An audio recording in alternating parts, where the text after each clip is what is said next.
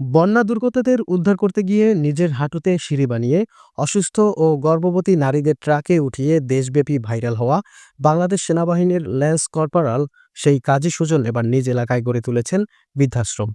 বরিশালের গৌরনদী উপজেলার টর্কিবন্দর বালিকা মাধ্যমিক বিদ্যালয় সংলগ্ন এলাকার একটি ভাড়াটিয়া বাড়িতে trust old age and care home নামের বৃদ্ধাশ্রমটি আনুষ্ঠানিকভাবে ফিতা কেটে উদ্বোধন করেছেন উপজেলা সহকারী কমিশনার ভূমি মোহাম্মদ রাজিফ হোসেন।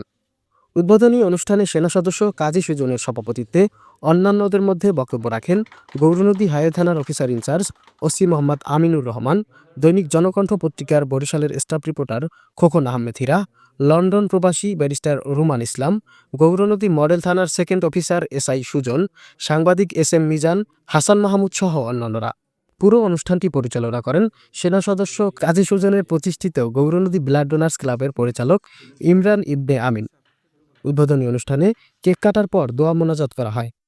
উদ্বোধনী দিনেই ২ জন অসহায় বৃদ্ধা মায়ের বৃদ্ধাশ্রমে ঠাঁই হয়েছে। অসহায় বৃদ্ধদের আশ্রয় কেন্দ্র হিসেবে এই বৃদ্ধাশ্রমটি চালু রাখার প্রত্যয় ব্যক্ত করেছেন বৃদ্ধাশ্রমের উদ্যোক্তা সেনা সদস্য কাজী সুজন। হাসান মাহমুদের পাঠানো প্রতিবেদনে আরিফিন রিয়াদ, স্মার্ট সংবাদ, নিউজ ডেস্ক। আমার কাছে আবেদন করলে এই ট্রাস্টের জন্য জমি দেওয়ার সক্ষমতা আমার আছে। যতটুকু পারি আমি থাকতে আমি এটা চেষ্টা করবো, আমি দিয়ে যাওয়ার জন্য।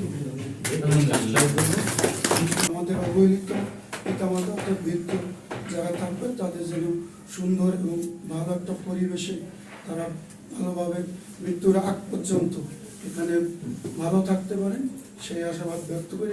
বাবা মা থাকবে সন্তানের হৃদয়ে, বৃদ্ধাশ্রমে নয়।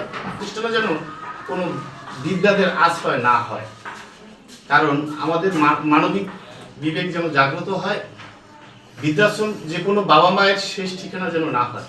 একই সময় আমি একমত হব হীরা সাহেবের সাথে, যেন আমাদেরকে অনেক বৃদ্ধদেরকে এখানে আশ্রয় দিতে না হয়। এটা থেকে যেন, এই উদ্যোগ থেকে যেন আমাদের যারা সন্তান আছি আমরা, আমাদের মধ্যে যেন এটা জাগ্রত হয় যে আমাদের বাবা মা যেন বৃদ্ধ বয়সে এরকম অবস্থানে না পড়ে। সামাজিক মানবিক কাজের সাথে আমরা জড়িত, তো সেই প্রেক্ষাপটে বর্তমান সময়ে যে রাস্তায় আমাদের লক্ষ্য এবং উদ্দেশ্য, আমাদের একটাই ইচ্ছা যে আপনার ফেলে দেওয়া রত্ন আমরা সর্বোচ্চ দিয়ে করবো যত্ন।